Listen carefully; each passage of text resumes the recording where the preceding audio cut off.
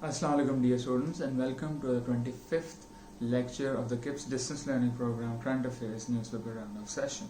I am your host Shahrukh Haider, and the topic for today is line of control and line of actual control. What are they? What is the difference between them? And why am I talking about them right now? So first of all, as you might know, that there have been border tensions and tense standoffs between the respective armies of China and India on the China-India border, which is known as the line of actual control. These tensions have specifically erupted in the Sikkim region of the line of control in the Ladakh province of the Jammu and Kashmir. The reason why these tensions erupted in the first place is because India has been taking many unilateral actions which should not be taken unilaterally because they involve the borders of other countries. India has taken unilateral actions in the respect of borders with Pakistan, with China, with Nepal, even with Bangladesh, and is trying to create instability in these regions and instability in the bilateral relations with its neighbors. Now there's a very important reason for that. I believe the primary reason why India is doing that is so that it can assert itself in the South Asian theatre and try to establish that it will not be bullied by any power, and that it deeply cares about its borders and it wants to maximize its territory, and thus sends the message to the world that it wants to resolve its outstanding border tensions and border issues with its neighboring countries. Now, India, like most post-colonial states that came into existence after they sought independence from their colonial masters such as Britain, France, basically have a lot of contested borders with all of their neighbors. This is one of the greatest evils and heritage that our colonial masters have given us. And if you look at all around the world, this colonial heritage is very common among post-colonial states. You take the example of Iraq, Syria, Jordan, all of the Middle Eastern countries. Most of them have border disputes and border conflicts with their neighbors because the borders are murky, they are not demarcated correctly, and in the cases that they are very discriminatory of ground realities, to the extent that these borders that were basically drawn up by the Britishers and the French when they were leaving their colonies and giving them independence, they were drawn very arbitrarily by people who did not understand the realities of the people living on ground, the Arabs, the South Asians, the Indians, the Pakistanis, which is why the border cut right between ethnicities, between even families and households and tribes. A good example of that are the Kurdish people, who are known as the orphans of the world because they've been never given their own state, despite the fact that they are in large number in Middle East, number one, and concentrated in one particular region, and secondly, that they have been made the promise of statehood many times by Western powers. They are currently divided between 4 states: Iran, Iraq, Syria, and Turkey. Similarly, Pakistan and India, when they came into existence, the Radcliffe Award was a very contested award. It was discriminatory towards Pakistan. For example, the districts of Junagadh and Gurdaspur were Muslim majority districts, and they should have been given to Pakistan. They originally were actually given to Pakistan under the Radcliffe Award, but Mountbatten, through the lobbying of Nehru, was able to convince Radcliffe to award them to India, and that is the only reason why India got access to Kashmir Valley in the first place. Had Junagadh and Gurdaspur been awarded to Pakistan, Kashmir issue would have probably never emerged as it did right now. So anyhow, India's unilateral move to appoint a governor and issue a map of Ladakh region in Jammu and Kashmir is the primary reason why tensions between the border conflict and border forces of India and China have erupted.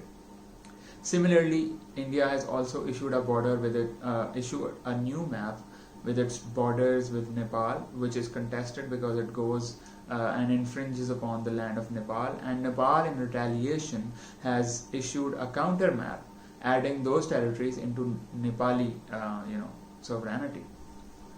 Now this is very unprecedented for the main reason because Nepal has been under the thumb of the government in Delhi ever since its independence, and Indian government has had an overwhelming influence in the internal dynamics, the politics and the government of Nepal, and nothing substantial could happen in Nepal without Delhi's nod.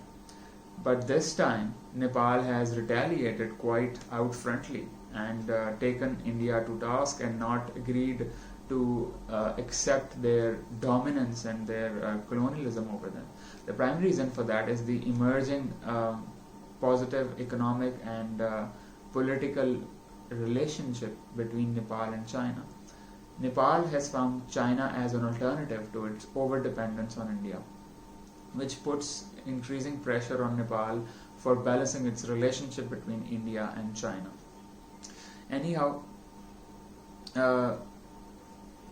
recently these tensions basically became more violent, and the border forces of China and India started to engage in verbal abuse and throwing stones at each other, and scuffles erupted in some places as well, where there was fist fights between the armed forces. Thank God they didn't use any of their weapons and no one was killed, because that would have been an act of war, and a China-India war is absolutely out of the question. It would be disastrous, not just for South Asia but the rest of the world as well. The reason why India is doing these measures at this time, issuing new maps and trying to occupy as much land as it can, especially in the Kashmir region, is because it wants to eat up Kashmir. And that became very clear on September 9th when India revoked the special status of Kashmir, abrogated Article 370 and 35A of the Indian Constitution, and divided Kashmir into 3 regions, appointed governors, and made Kashmir effectively a part of India, whereas in international law, Kashmir is an international disputed territory and cannot be simply eaten up by an aggressor state which has occupied that territory without being there an effective, safe and voluntary plebiscite leading to a final political solution. So what is the LAC, the line of actual control? The line of actual control is the border between China and India, which was established through multiple treaties, multiple bilateral negotiations, and is recognized as an international border, as governed under the international law, where each country has their own rights towards the sovereignty over the land that falls within their borders. And the reason why it is contested is because, once again, at the time of independence, these borders were never really properly negotiated, and treaties were never really signed by the colonial masters who were making India and Pakistan independent. And what is the LOC? The LOC, the line of control, is the temporary non-international border between Pakistan and India and the Kashmir region. On the left side of LOC is Gilgit-Baltistan and Azad Kashmir, which belong to Pakistan, and on the right side is the Jammu and Kashmir, which currently is occupied by India. Most international experts and the International Court of Justice hold Pakistan's legitimacy over Gilgit-Baltistan and Azad Kashmir much higher than India's legitimacy over Jammu and Kashmir. Most international experts regard Jammu and Kashmir as an occupied region, unfairly occupied region, whereas Gilgit-Baltistan and Kashmir's status as occupied regions are not universally accepted by all international law experts. So what is the difference between LAC and LOC? LAC is an international border that was established through multiple treaties between India and China and international border management commissions, and it is an agreed border, although there are disputes upon the nature of that border, but that border is an international border, just like any border between two countries. Whereas the line of control between Pakistan and India is not an international border. It is a temporary border that was established by the United Nations after the United Nations intervened in the Kashmir issue when India took Pakistan to the United Nations Security Council, and the line of control is governed under the Chapter 4 and Chapter 6 of the United Nations Charter, which make the LOC a temporary border and the region on both sides as temporary regions whose future is not confirmed and whose status is not static. Now, in this respect, there should be deep concerns for Pakistan, because India is obviously moving ahead with its regional dominance strategy and its efforts to project its power in the region towards Pakistan, towards China, towards Nepal and all other of its neighbors, so that it can establish itself as a regional provider and umbrella security provider for South Asia in its collaboration with the United States of America. So this nexus between the United States of America and India, which also has a nuclear angle, and India's aggressive behavior in South Asia, especially as far as borders are concerned, is a deep concern for Pakistan. Jammu and Kashmir is the region which is under constant threat and immediate threat of being eaten up by India once and for all, and the idea of a plebiscite completely becoming irrelevant. In September 2019, India passed the controversial and the lengthy Jammu and Kashmir Reorganization Act, which was basically a move to make Kashmir part of India, to erase its identity by abrogating its special status and allowing regular Indian citizens to go there, to buy property, to marry, to start their businesses, so that the demographic ratio of Kashmir can be changed and Kashmir stops becoming a problem for India.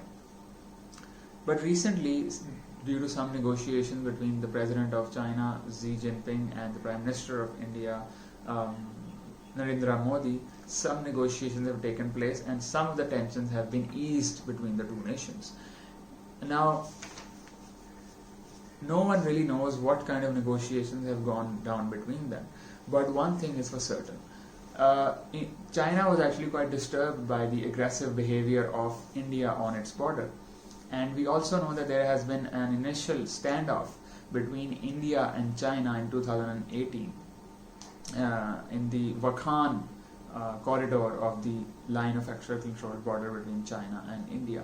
Then two Chinese army and the Chinese army people also came face to face, and there was quite tense environment for a few months, and then it was eased through mutual negotiations. But in this case, China has taken this opportunity to further its territory into Indian territory and has occupied much part of the Ladakh region as well, beyond the Aksai Chin, which originally China wants to occupy and take away from China.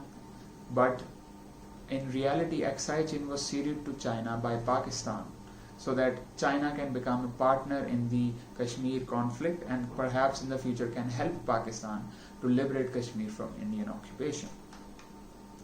Now, why all of this is happening in the wake of the coronavirus pandemic, when India is becoming the epicenter of the virus right now?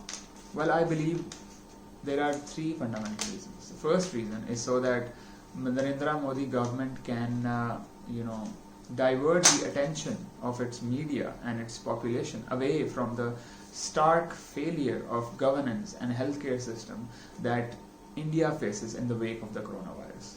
The second reason is because currently majority of South Asian countries, including China, are knee-deep in trying to prevent a major catastrophic effect of the coronavirus pandemic and are not concerned about their borders right now. So India sought to use this opportunity to further its claim over border.